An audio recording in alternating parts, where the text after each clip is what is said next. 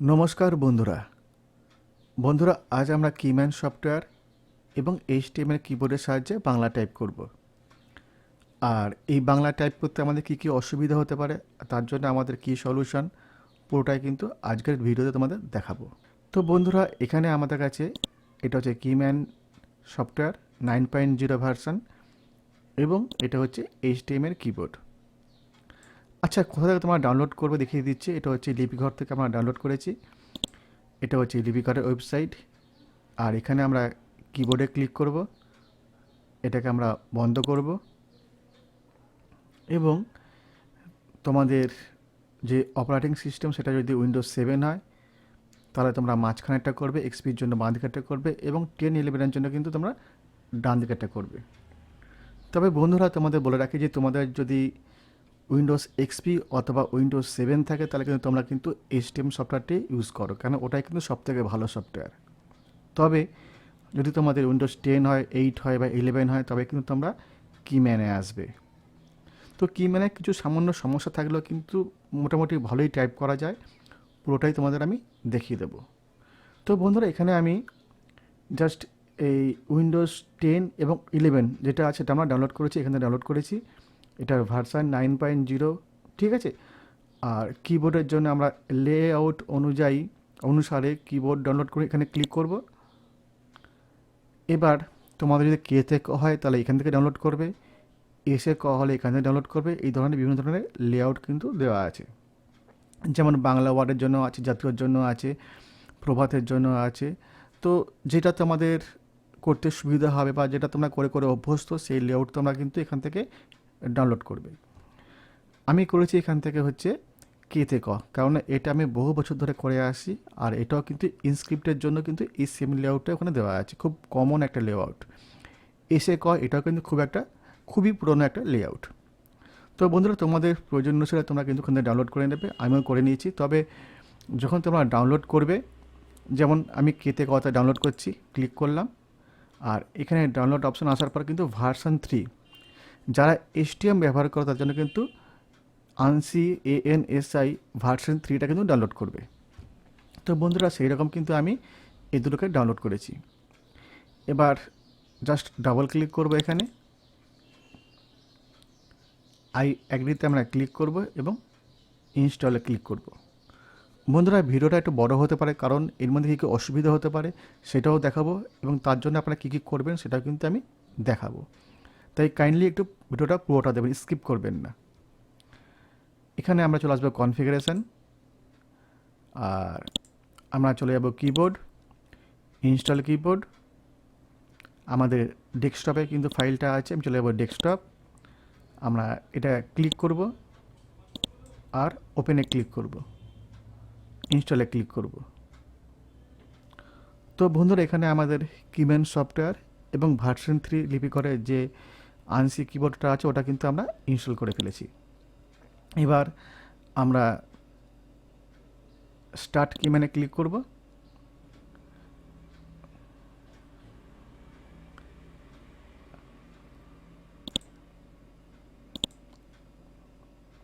এটাকে আমরা ক্লোজ করে দিচ্ছি একবার। এখান থেকে আমরা Lipighor ANSI V3 top tab, অর্থাৎ লিপিঘর ANSI ভার্সন 3 টপ ট্যাবে আমরা ক্লিক করে দেবো। এটা আমাদের অন হয়ে গেছে, ঠিক আছে।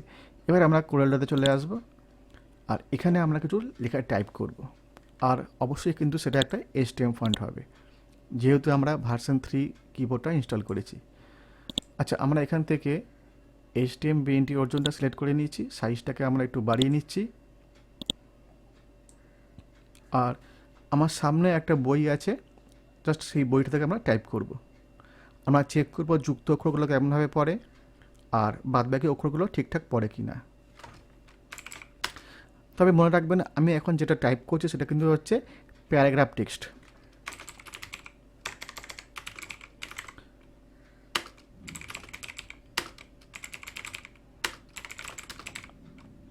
কি করে এত তথ্য লুকিয়ে থাকতে পারে সেটা যদি কেউ বের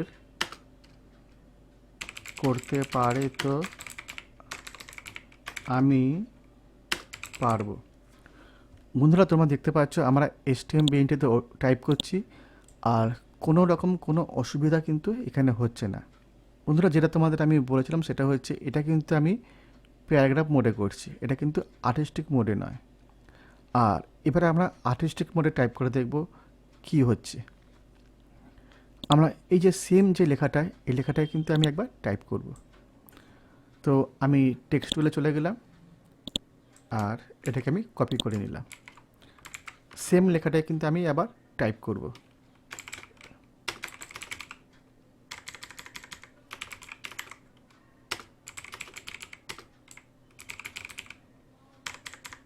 বন্ধুরা তোমরা দেখতেই পাচ্ছ লেখা কিন্তু পরিষ্কার আসছে না, স্লো হয়ে যাচ্ছে এবং অনেক সময় অনেক অক্ষরগুলো ডবল ডবল করে পড়ে যাচ্ছে।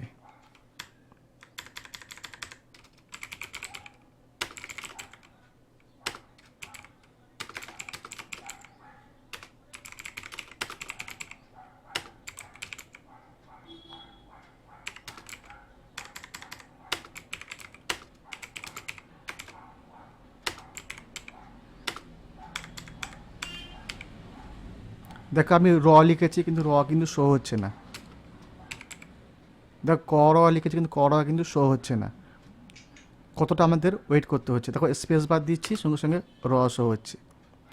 তো বন্ধুরা তোমরা বুঝতেই পারছো যে এই যে কিম্যান যে সফটওয়্যার, তার সাথে লিপিঘরের থেকে ডাউনলোড করা যে HTML এর কিবোর্ড, তার মধ্যে প্যারাগ্রাফ মোডে তো খুব সুন্দরভাবে হচ্ছে, কিন্তু আর্টিস্টিক মোডে কিন্তু খুব ভালো হচ্ছে না। তোমরা জানো যে আমরা আর্টিস্টিক মোডে আমরা কতটা টাইপ করে থাকি CorelDRAWতে। তো এটা একটা অসুবিধা।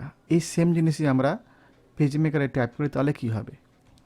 আমি পেজ মেকারটা ওপেন করিনি আর এখানেও আমি টাইপ করছি। আমরা এখানে STM ফন্টটা নিয়ে নেব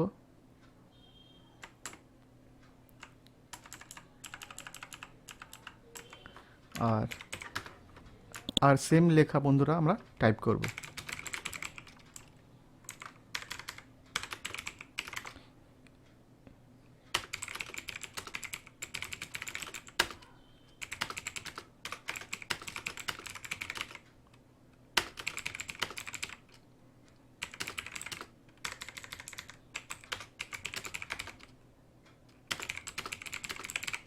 বন্ধুরা এখানে কিন্তু পেজ মেকারে কিন্তু কোনো রকম কোনো অসুবিধা কিন্তু আমাদের হচ্ছে না। ওকে, কয়েকটা যুক্ত অক্ষর কিন্তু আমরা লিখে টাইপ করবো, যেমন শ্রী, কোনো অসুবিধা নেই। তাহলে আমাদের কি বুঝলাম যে আমরা পেজ মেকারে তো ভালো করতে পারছি মোটামুটি। আমরা খুব বড় স্কেলে কিন্তু টাইপ করিনি, কিন্তু মোটামুটি ইনিশিয়ালি যতটা টাইপ করছি কোনো রকম কোনো অসুবিধা এখানে হচ্ছে না, স্লো বা হচ্ছে না। কিন্তু CorelDRAWতে কী হচ্ছে, CorelDRAWতে কিন্তু যখন আমরা আর্টিস্টিক মোডে করছি স্লো হচ্ছে। তো এখানে বন্ধুরা তোমরা একটা কাজ করতে পারো, সেটা হচ্ছে যে লিপিঘর থেকে যে কিবোর্ডটা আমরা ইনস্টল করি সেটা হচ্ছে 9.0। ওকে, আর কিম্যানের যে অরিজিনাল যে ওয়েবসাইট আছে সেখানে কিন্তু তাদের একটা ভার্সান আছে 15.0। তো তোমরা এই দেখো এটা হচ্ছে 15.0, এটাও কিন্তু আমি ডাউনলোড করেছি। এটা কিম্যান 15.0, কিন্তু লিপিঘর থেকে যে সফটওয়্যারটা দিচ্ছে ওরা কিন্তু দিচ্ছে 9.0। আর এটা হচ্ছে অনেক আপগ্রেডের একটা ভার্সান, অর্থাৎ কিম্যান 15.0। এই কিম্যান 15.0 যেটা আছে সেটা ইনস্টল করে আমাদের CorelDRAW যে আর্টিস্টিক মোডে লেখাটা যে আমাদের সমস্যা হচ্ছিল, সেই সমস্যাটা আমরা সমাধান করতে পারি কি না। তো এখানে বন্ধুরা আমরা কি করব, আমাদের এটাকে আমরা ক্লোজ করে দেব। ওকে, আর এবার আমরা যে সফটওয়্যারটা আমরা ইনস্টল করেছিলাম কিম্যানটা, ওটা আমরা রিমুভ করে দেব।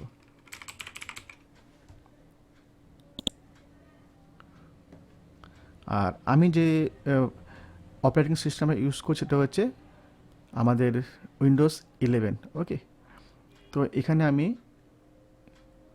যেটা আমি ইনস্টল করেছিলাম সেটা আমি এখানে রিমুভ করে দেবো। এই যে কিম্যান 9.0 আনইনস্টল। ওকে,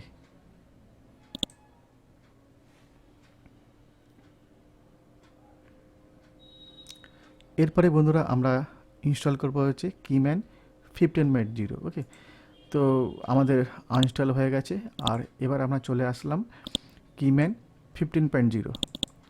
এখানে আমরা এটাকে ডাবল ক্লিক করব, ইনস্টল।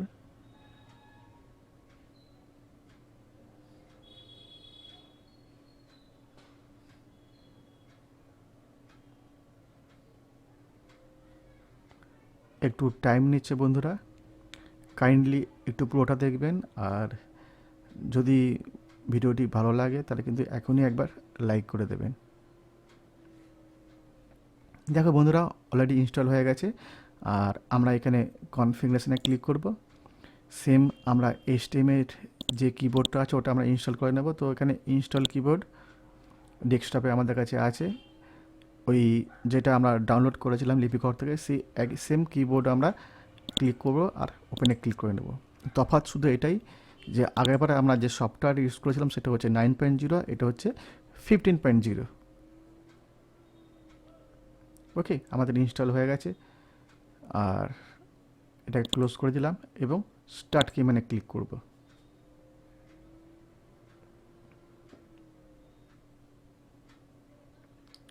আর এখানে আমরা ক্লিক করবো যে লিপিঘর ANSI ভার্সন 3-তে। আর এবার আমরা চলে যাবে আবার CorelDRAW-তে।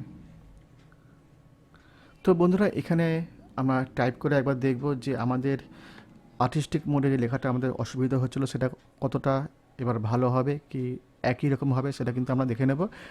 যদি ভালো হয় তাহলে কিন্তু অবশ্যই আমরা এই সফটওয়্যারটা ইউজ করবো। ইউজ করে যারা উইন্ডোজ 10 ইউজ করছে বা উইন্ডোজ 11 ইউজ করছে বা উইন্ডোজ 8.1 যারা আছে সেটা ইউজ করছে, তারা কিন্তু তার জন্য কিন্তু এই সফটওয়্যারটা খুবই ভালো হবে। বন্ধুরা, আমরা STM ফন্টটা নিয়ে নেব আর সাইজটাকে আমরা বাড়িয়ে নেব। আর আরেকবার আমরা আর্টিস্টিক মোডে টাইপ করে দেখব যে আমাদের কোনো অসুবিধা হচ্ছে কি না।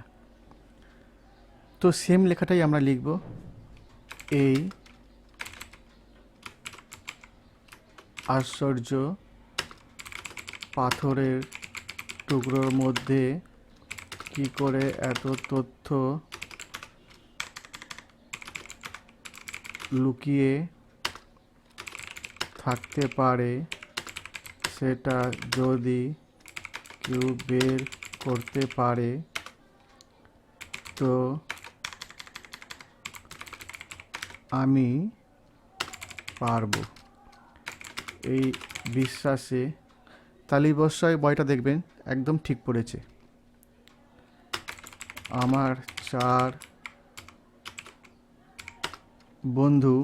বন্ধুর লেখাটা কিন্তু আমি একটু আস্তে লিখলাম, তার কারণ কিছু কিছু যুক্তাক্ষর আছে যেগুলো একটু আস্তে লিখলে ঠিক পড়বে। যেমন বন্ধুর নয় ধায় হস্যটা যদি আমরা খুব ফাস্ট লিখতাম তাহলে কিন্তু হয়তো ভেঙে যেতে পারতো। আর আপনার লক্ষ্য রাখুন কত ফাস্ট হচ্ছে। 9.0-তে কিন্তু এত ফাস্ট কিন্তু হচ্ছিল না।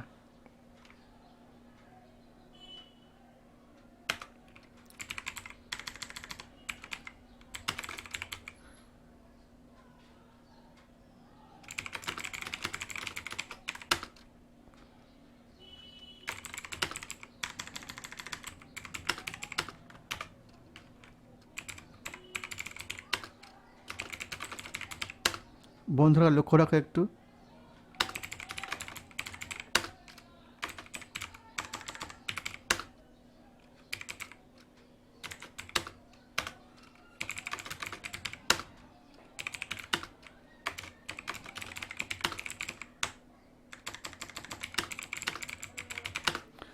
বন্ধুরা দেখলে কত ফাস্ট টাইপিং হচ্ছে। তবে আমি বন্ধুরা তোমাদের বলবো না যে পুরোপুরি ঠিক হয়ে গেছে, তার কারণ কিছু কিছু অক্ষর আছে যেগুলো লেখার পরে কিন্তু সে লেখাটা শো করছে না। যেমন দেখো বই, ব হস্যই, দেখো আমি হস্যই কিন্তু প্রেস করেছি তবুও কিন্তু শো করছে না। এটা কিন্তু সব অক্ষরের ক্ষেত্রে নয়, কিছু কিছু অক্ষরের ক্ষেত্রে। কিভাবে শো করবে সেটা তোমাদের বলে দিচ্ছি। দেখো আমি বই কথাটা লিখছি বা এই ধরনের যে ওয়ার্ডগুলো শো করছে না তার ক্ষেত্রে তোমরা এটা অ্যাপ্লাই করতে পারো।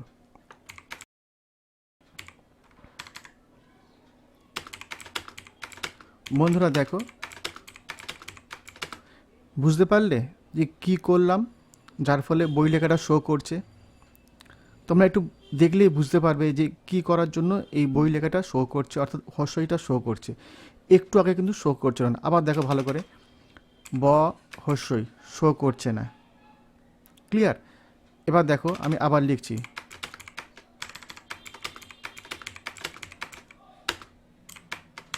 অর্থাৎ হর্ষই লেখার পর যদি তোমরা কোনো কি প্রেস করো, এক্ষেত্রে আমি করছি কি না স্পেস বার। যখনই আমি স্পেস বার ইউজ করছি তার আগের লেখাটা কিন্তু শো হয়ে যাচ্ছে।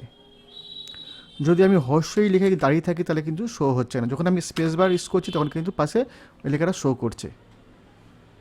তো বন্ধুরা, তোমরা যে যে অক্ষরগুলোর ক্ষেত্রে এরমভাবে শো করছে না, তোমরা জাস্ট একটা স্পেস বার বা যে কোনো কি প্রেস করলে, দাড়ি কমা ইউজ করলে কিন্তু সেটা শো করে যাবে। আর এটা কিন্তু সব অক্ষরের ক্ষেত্রে নয়, যেমন হর্ষের ক্ষেত্রে এই সমস্যাটা হচ্ছে। আর একটা দেখো যে এখানে বন্ধু লেখাটা, এটা কিন্তু অনেক সময় ডিস্টার্ব করে, কিন্তু যদি তুমি আস্তে লেখো একটু তাহলে কিন্তু ডিস্টার্ব করবে না। আশ্চর্য, এই যে লেখাটা দেখো, এটার ক্ষেত্রেও কিন্তু একটা ডিস্টার্ব আসছিল। তো বন্ধুরা, এই ধরনের কিছু সামান্য মাইনর একটা ডিস্টার্ব আসতে পারে, আর সেটাকে তোমাকে নিয়ে কিন্তু চলতে হবে। আমি আরেকবার করছি, বুঝতে পারলে আমি কত আস্তে টাইপ করলাম। আস্তে টাইপ করার ফলে কিন্তু এটা কিন্তু আর ভাঙলো না। যেহেতু আমার হাতের স্পিড অনেকটা বেশি, সেই জন্য কিন্তু অনেক সময় কিন্তু এটা ভেঙে যাচ্ছে। যদি তোমরা একটু আস্তে আস্তে টাইপ করো এই যুক্ত করে ক্ষেত্রে, তাহলে কিন্তু এই অসুবিধাটা হবে না। বাদ বাকি কিন্তু মোটামুটি সব ঠিকই আছে। আর অবশ্যই তোমরা 15.0টা ইনস্টল করে নেবে, তাহলে কিন্তু কাজের গতিটা অনেক বাড়বে, অর্থাৎ এই যে বাংলা টাইপের যে স্লোনেসটা আছে সেটা কিন্তু অনেকটাই কেটে যাবে। তো বন্ধুরা, যদি ভালো লাগে তাহলে কিন্তু অবশ্যই ভিডিওটা লাইক করবে, শেয়ার করবে। আর যারা আমার চ্যানেল সাবস্ক্রাইব করনি, প্লিজ চ্যানেলকে সাবস্ক্রাইব অবশ্যই কিন্তু বেল বাটনটা প্রেস করে দেবে। Thank you.